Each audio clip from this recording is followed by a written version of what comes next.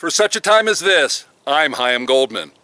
Well, I welcome you to today's episode that I am calling The Day We Take Over. The Day We Take Over. Now, you're used to seeing me in the studio, but it is just too nice a day here in Colorado Springs to not be outside. And I checked on the internet and they tell me that it is still legal for me to go outside. So I figure I better take advantage of that while I still can. No, we're taking these rights back. I'll get to that in a little bit. So the day we take over. Today is May 21st, 2020.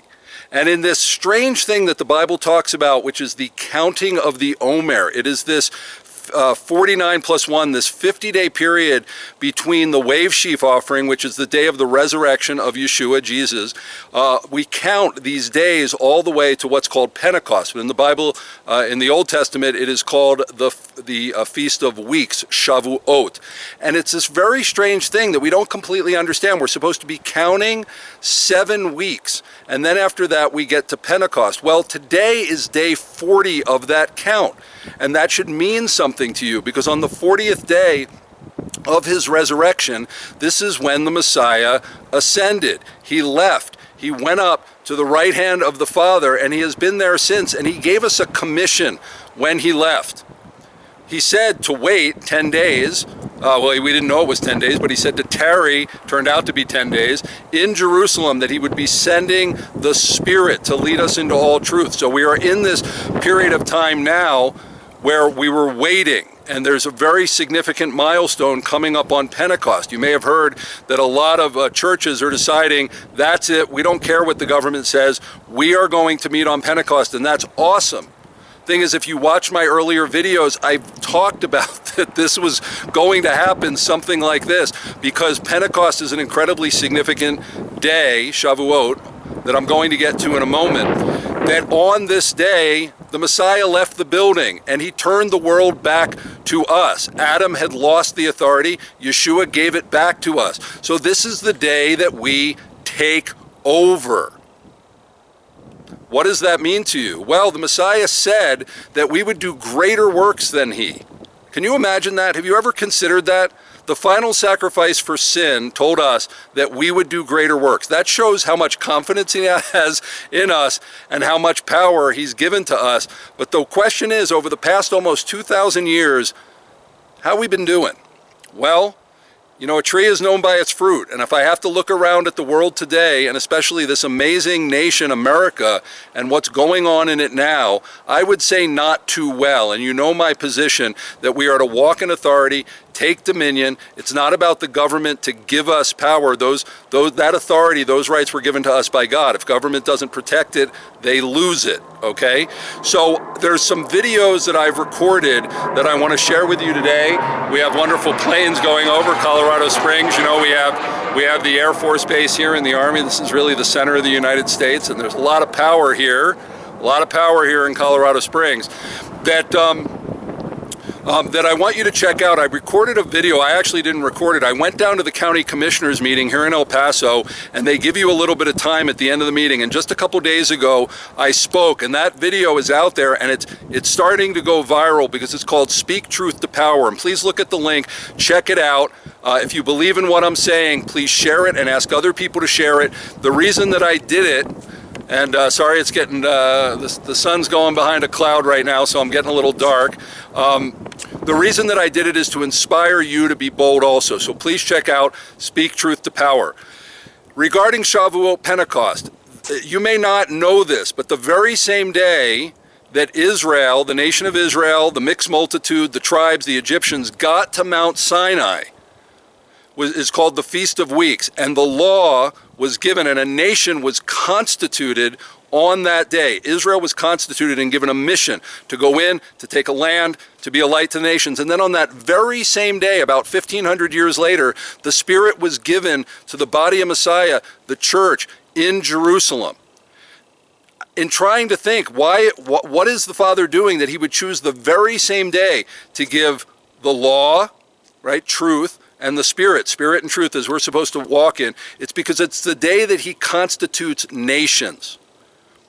On that day, he brought Israel together and then reconstituted them in Jerusalem on the day of Pentecost. This is an incredibly powerful day, and it's May 31st, 2020. Get ready for that, because if you've been clicking along with the prophetic in any way, you see a lot of things happening. I mean, Passover, we were all like ordered to be in our homes. I mean, things are amazing that are going on right now. Really, we're seeing the Bible playing out, because that's how the Father works. He repeats these patterns. Again, look at other For Such a Time as This videos so that you know what I'm talking about.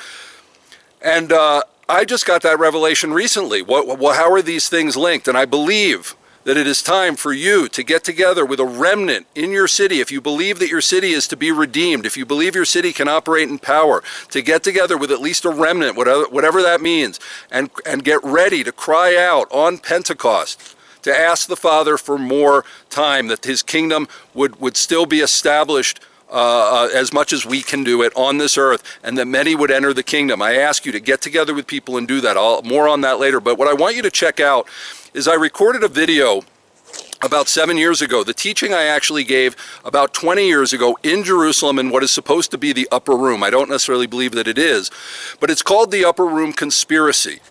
And I'm going to change arms because my selfie stick arm is getting tired. That in Jerusalem, when the Spirit fell on Pentecost, spoiler alert, they were not in an upper room. And the reason that that is significant, you might just think, well, you know, it doesn't matter. No, it's very important, and I take this time. The video is 1 hour and 20 minutes. If you watch it at 1.5 speed or double speed, it's on YouTube, on my website, repairingthebreach.global. It's called The Upper Room Conspiracy, Christianity's Foundational Error. And why this is important is because if you believe that the Spirit fell on the believers in an upper room, that sets up a paradigm for how the church is to operate. And if you believe that it's in this other place, as I believe, then that sets up a different paradigm. And I believe that that paradigm, the way that you think about it, has set up a foundational error in the church that has gotten us into the mess that we are in today. Yes, it is that significant. So please watch this, because for such a time as this, we need to know what's going on. We need to know that how the Father operated in the past, he's operating right now. That is the prophetic. We look back to know what to do in this generation. You know, discerning the signs of the times is not praying and making stuff up. It's actually looking back at thousands of years. We have 6,000 years of history to look back on to see how the Almighty operates with his people. So in this video, a couple of things. My hair is much longer and a little bit longer on top. My beard is not so gray, and I'm dressed in some authentic, what's called Beged Ivri, Hebrew garb. And I explain pretty early on why I'm dressed like that, because I like to get into character. But please check it out. Overlook how I look and listen to the words and see if you agree how important this is. So, one, we have this video of the commissioners meeting for Speaking Truth to Power. Please check that out and share it. The Upper Room Conspiracy, to get deeper into the ways of the Father and specifically preparing us for 10 days from now, May 31st, when all the churches are talking about getting together and coming out and not caring what the government thinks. This is the day that the nation gets reconstituted. Again, Israel at Sinai, the believers, that early church getting the Spirit in Jerusalem. And now, this year, what's gonna happen? Well, you got to show up on his days to find out. And actually in that video, if you liked Moshe in the first video, who's now 17, this was 7 years ago, he's 10, there's a shot of him, you can check him out. So he's in actually both of those videos. So as I'm finishing, let me just pull out my handy dandy card and see if there's anything else that I wanted to say. No, this is the day that we take over. And if you like what I'm talking about, you know, I'm just here to be a kingdom ambassador like you. I'm just here to do what the Father has put me on this earth to do. We need to do it boldly. Boldly. We need to do it with authority and power. And that means walking in righteousness, radical obedience. There's also another video like that. So on this page, for such a time as this, page on the repairingthebreach.global site, please check out and see what I'm talking about. And if you agree, you know, please share it. Please friend me on Facebook and let me know we are all in this together, and we are not letting the unrighteous tell us what to do. We're not going to do that anymore. Perfect love casts out all fear. And if we're going to operate in the power of the Ruach, of the Spirit, the Holy Spirit that was given to us a couple thousand years ago to be able to access through the blood of Yeshua Messiah, Jesus, then we need to walk in it now.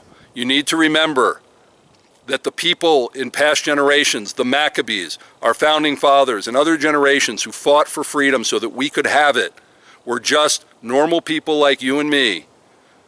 But they had an extraordinary purpose, and they were bold enough, they were brave enough to commit their life, their fortune, and their sacred honor. Are you willing to do that also for such a time as this?